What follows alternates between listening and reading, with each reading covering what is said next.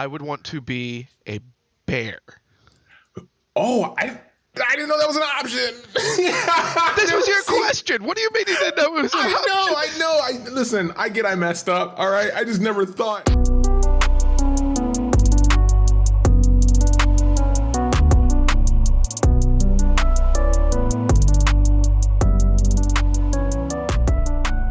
Welcome to Casuals of Runeterra, episode 28, I think. I am your host, Ryan, here with your other host, Hetch. This is the episode where we reveal that we never learned how to count past 25. I don't have any more fingers and toes than that. I only have 25. Housekeeping up top. So obviously you can listen to us anywhere, right? Follow us on Twitter. It's the easiest way to keep up to date on episodes. That's at Podcast Core. That's COR. And you can send an email at the same name at gmail.com. Please leave a like, follow, short review, and tell a friend to maintain their health by listening to the Casuals of Runeterra podcast. We're healing today. Praise the Lord. Praise the Lord. So I know last time I slacked on State of the Game. This time I slacked, but less. Good for you. Improvement. So I did play a little bit, and I'm playing before everything shifts so I don't get completely lost, right? In that World of Warcraft Shadowlands sauce. But I played nothing special. But you'll like this. Ezreal Lux Tempo. Bang. My man. Yeah. Fun? It was good to come back. I'm a tempo, like I said, aggro tempo player. So I was like, I want to play something, but I need something a little more slow and control-y so I can get back to see like what decks are being played on ladder. And that's been a good fun time for me. Not playing any of the newer special cards, besides the one that gives you +2/+2 and allows you to block elusives. Yeah. I'm playing. That's the only fresh card in there. Everything else is kind of run of the mill. That card is like pseudo Imba. Like, yeah, that's like not running Pale Cascade if you're playing Targon. Like it's auto include. What are you playing? You're playing something fun here. This week I was kind of the one that was slacking. To quote a very wise friend of mine, a guy by the name Ryan, I didn't play as much as I wanted to this last week, but I went back to a deck that I've talked about here before, which is Soraka Shyvana. Yes. And doing dragons as far as like using Shyvana's stuff to heal while killing, and that helps with your Soraka level up. And since with the Shyvana buff, like it also just feels even a little bit nastier. So that's what dirty boy. Yeah, like my handful of games before I go and get distracted have been with that. I can relate. So let's go ahead and hop straight to the main topic then. The GOAT of healing. Listen, I was very proud of that title. Shut up. I'm glad that we don't like share video feed with these podcasts because you're this grid of yours. Not yet. Soon, once we get our studio, we're getting there. It's baby steps. One day. Yeah, but we're talking about Soraka. I mean, it's something that we've been talking about in the past because of Celestials, and there'll be a lot of references to other episodes. So make sure if you haven't listened to those, you go listen to those. It'll give you a better in-depth picture of what's going on here. But we're going to start with spells. And the spell we're starting with is Guiding Touch, which is pretty straightforward. So we've talked about the cards that do things like draw cards or replace themselves in the past, but we never gave you the name of it. So it's called a cantrip is what that's referred to. I realized that, and it's episode 28. I feel like we would have said cantrip. You know what? If we didn't say cantrip before, it's probably the listener's fault. I can't be held responsible. Could you imagine a DM that's like, hey, I didn't hear you guys say cantrip, so you might want to do that. Love, listener. Oh, my God. I'm so sorry. I apologize on behalf of both of us.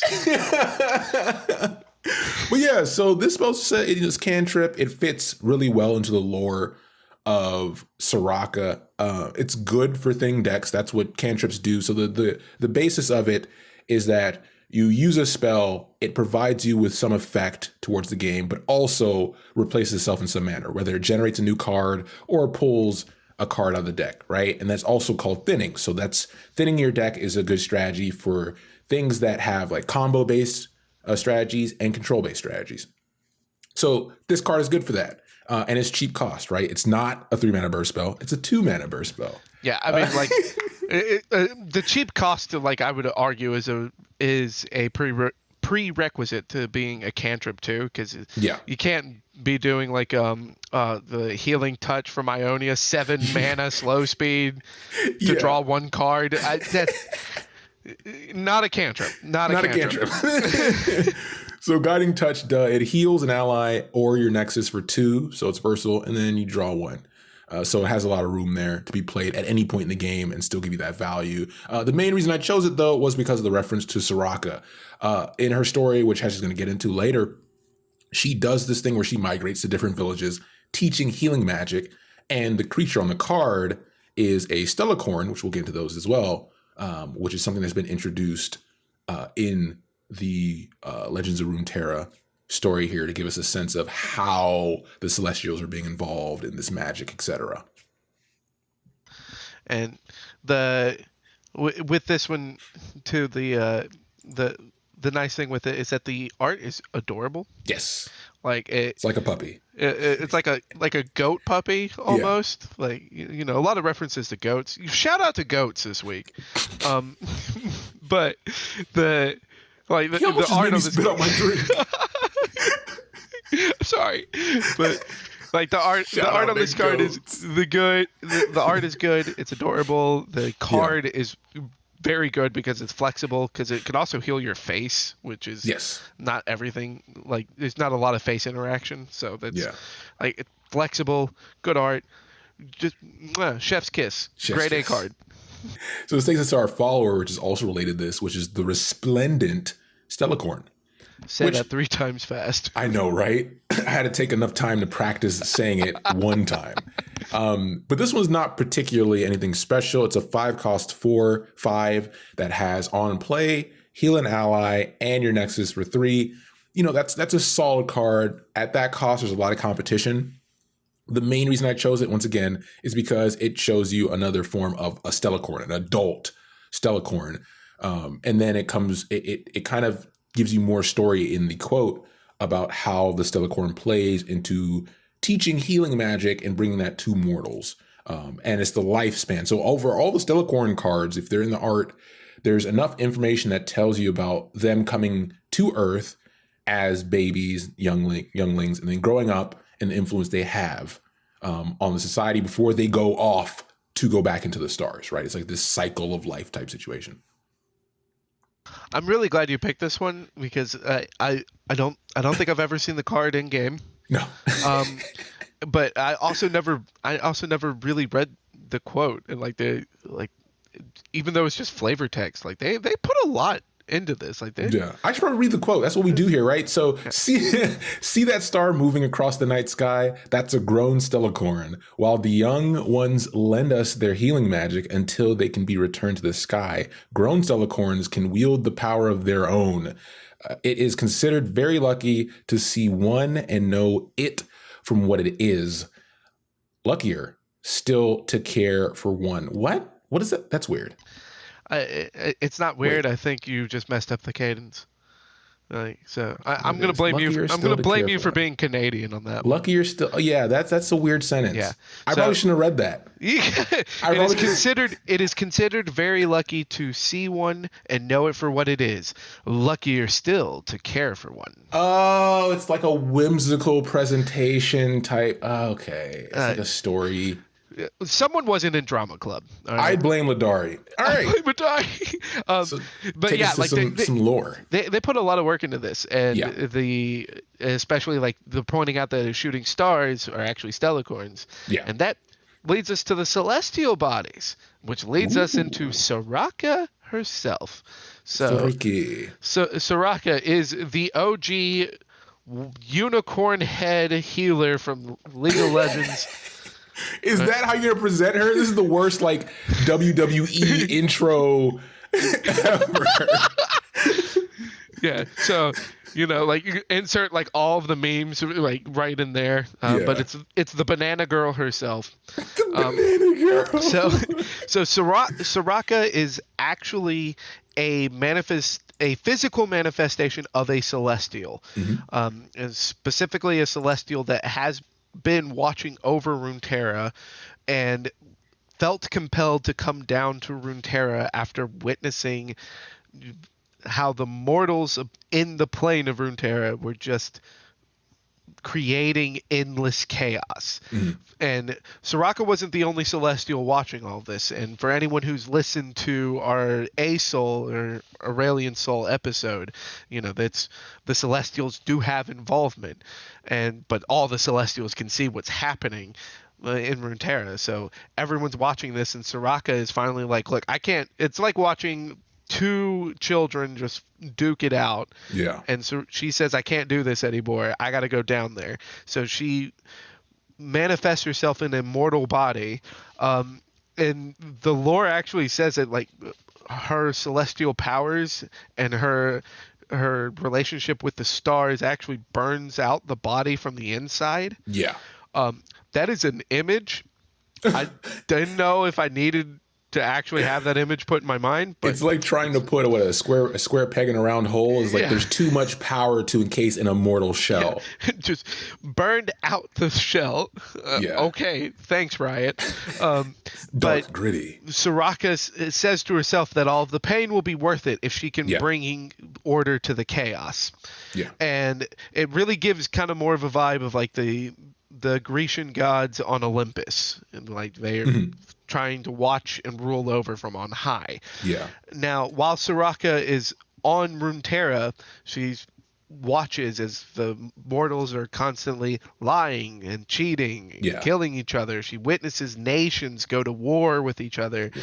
and it seems that there is an infinite amount of pain and chaos that the mortals create for themselves, and she's constantly trying to bring order to it. Yeah. But after she stayed for some time, we don't really get a breakdown of how much time with this part of the story. Yeah. It says millennia. And a long this isn't time. even, and it's not even the first millennia. That's Yup, what yeah. that's what makes it crazier. So, like, that we don't know how much time it takes for Soraka to get to this point. Yeah. But it takes time. Yeah. But It's a Soraka story of growth, does, people. Lord. So Soraka does reach a point where she realizes that from this ability to create an infinite amount of chaos, there's also an infinite possibility to create compassion Yes. with the mortals. And once she's able to see that and realize it, she kind of lets go of her original mission to bring order to the chaos, to try to rein in all of Runeterra. So she sets out through Runeterra again, except this time she's just trying to keep the mortals that she comes across healthy and bring them a little bit of happiness. And she does this by using her ability to commune with the stars and celestial bodies to bring healing magic to these people. Yep. So then the legend of Soraka begins to grow, where people in Freljord talk about a unicorn that can bring healing to the worst of frostbite. Yeah. And the people of Zon talk about how a purple-skinned woman is going around healing people from the black lung pop. Yeah. And that legend continues to grow, and Yeah. Soraka then decides to reside in the western part of the mountains of Targon, and she stays with the tribes of Vestaya. Yeah. Now, the only thing that we really got so far with the tribes of Vestaya, we do have a little bit with the cards that came out with Mountain of Targon, which was most notably would be Uncle Ramu, or is it Yeah. Uncle Ramu or Grandpa Ramu? Yeah. I've played this game before. Trust me. I know who you're talking about. I'm so bad at this. And then the Star Shepherd, Yes. where it's purple skinned people, so Yeah. they look very much like Soraka. But she stays with these people, teaches them what she knows about the magic that she calls upon from the stars, and then she watches as civilizations rise and fall and rise and fall, and this goes on for even more millennia. Yeah. And her story kind of tails off with, only she knows why she's still here and what she's Yeah. waiting for, and it kind of tapers off. So Soraka's story in a nutshell is the small town Southern Baptist preacher that ends up going abroad on a mission and then realizes that, you know what, guys, peace and love. And then comes back with a little bit more of a laissez-faire attitude. Yeah. But that, though her story is simple, something that's not, as fully simple would be her card. Yeah. This card, like I've said, for 2 weeks now, I've been talking to you about how I've been playing Soraka Shyvana, and it's because Soraka can get nutty. Yeah. So Soraka is a 3-mana 1/6. Sheesh. So she got a dump truck. Thick. She's thick, boy. And so 3-mana 1/6. That's when everybody turns off the podcast. I've killed the show. I'm sorry. I'll leave now. So she has support, and the support is heal me and my supported ally for 4. And she levels up when you have healed a damaged ally 4 times.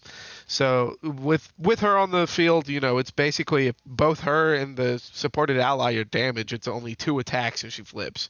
Mm-hmm. And if you have more healing effects, you can flip her even faster. And when she flips, that's when it gets nutty. Because then she gets +1/+1, so 2/7. And the first time you heal a damaged ally each round, draw 1. And then massive. Support fully heal me and my supported ally. I made a clowny deck before. I've already deleted it because it was terrible. It was a disgrace. The game that I deleted it off of was I got a Mage Seeker random card, and it was the Redoubled Valor from Demacia. So it's fully heal target ally, and then double their stats. And specifically the deck that I was playing was a Soraka. It was Soraka Heimerdinger. No, Soraka Vi. Yeah. It was Soraka Vi. So I had a Vi with like 20 attack. With 20 attack, and I had played like a couple other buffs on it, so she had like 12 HP. It was something ridiculous. And like I just dumped everything onto this Vi, and then it was like I attack in, and it's fully healing the Vi. So it's like healing this one unit for like 13 HP. It was something ridiculous, and I was just like, "This is great." Value, and then I'm drawing a card too, and I'm like, yeah, and then it got hit with Vengeance. Yeah. No, it wasn't even Vengeance, it was Hush. Oh no, we talked about that card too much. There's even the reason I didn't even pick it for this episode, because of how much we talk about that damn card. So yeah, like this like Soraka is nutty. Like the ability to have like a card draw on not just a creature, but on a champion, which is already more difficult to get rid of, and a 7 health minion, like so good. It's so freaking good. Yeah. And you can do so many nutty things, and I think that's why I've been having fun just building a lot of decks with Soraka, because it's Value Town. Yeah, it's Value Town. And, story-wise, I definitely say, once again, go back and listen to our episodes where we talk more about Celestials. The Leona episode, like go back and listen to those, because it gives you more about what's going on here. And we're getting the next set. And something we're going to talk about in some later episodes, as we're getting the last bit of cards coming out, which should be interesting to see how this whole thing wraps up, right? Yeah, and for this call to what is it? Call to the Monument? What is it? Call to the Mountain? Call of the Mountain. Yeah, Call to the Mountain. Yeah, we've done this before. We swear. We've done it. We promise. We promise. We play this game. But yeah, I mean, there's definitely a lot more exciting things ahead too. Because at the time of this recording, we've got the reveals for Victor and reveals for Zoe, and not a full reveal yet, but they might as well have just spoiled that. Then we're gonna get Riven. He's calling it. He's calling it. Well, Oracle Hetch has spoken. Oracle Hetch has spoken. This is after I've seen a card that they've revealed called Blade of the Exile. Yeah, I'm digging deep for this one. The hot takes. Like Hetch is, man, he's on another level, you guys. He has Twitter. Yeah. The other thing is that's going on right now as we record is the first major tournament for Legends. So it sucks to always say I always have to think like how to say it, right? Because you can't really shorten it to Runeterra. You can't shorten it to Legends. And we do a podcast about the lore of Runeterra. Exactly. So we don't want to say lore. Yeah. Because that's what we talk about is the lore of lore. Yeah. Lore squared?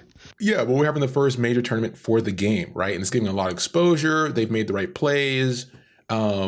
And I was watching it, and there's been some cool decks coming out as well. Now the Pro Tour pro scene has visibility. It's going to be awesome for the game. So if you're a new listener, if you found us somehow after watching that stuff, welcome. It's Degeneracy. Please go listen to all of the Degeneracy so you can be one of us. We stand Degeneracy on this podcast. We stand Degeneracy. And with that, we get into the part of the episode where I have a question for Hatch. I thought we were just talking about the tournament. So we were gonna have a good week, man. For this episode, the question is: if you had to be half animal, which animal would it be, and which half? Why'd you have to tack on the second half of that question? I'm done. So as always, because I'm the one punishing him, I go first. Mine isn't anything special. It's the bull, right? The Minotaur approach. And it's bottom half. And I say bottom half because, listen, humans are so dominant for a major reason. It's our endurance. All right. And I want to maintain that endurance, but also have a thick booty and strong legs. So therefore, it's the only option. Give me a bull and make it the bottom, baby. All right. So you're thinking centaur. Yeah. All right. Okay. All right. You're a monster. I just didn't want the extra legs. Too much trouble. All right. So I would want to be a bear. Oh, I didn't know that was an option. This was your question. What do you mean you didn't know it was an option? I know. Listen, I messed up. All right. I just never thought. Man. All right. I'll let you have it. But okay. I would want to be a bear, and I would want the bear to be top half. So that way, because this is gonna be a little revealing. Like, if you have weak stomachs, like, you can turn off the podcast now. But I've got a very round, as in the comedy world, a fluffy body type.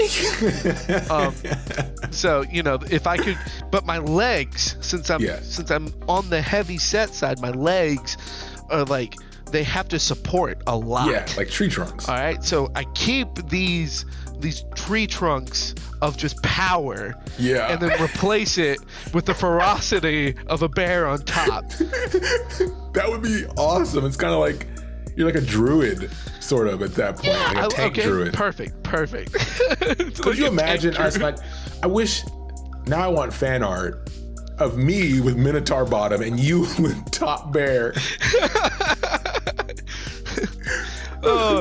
Anyone can do that. Listening to this, you will be our favorite person on the planet. Well, I think the one part and then the other thing is obviously Cervantes would be in there as well. But so now, especially if I'm a big enough bear, like a grizzly bear, then Cervantes could be held by me at that point instead of being my steed.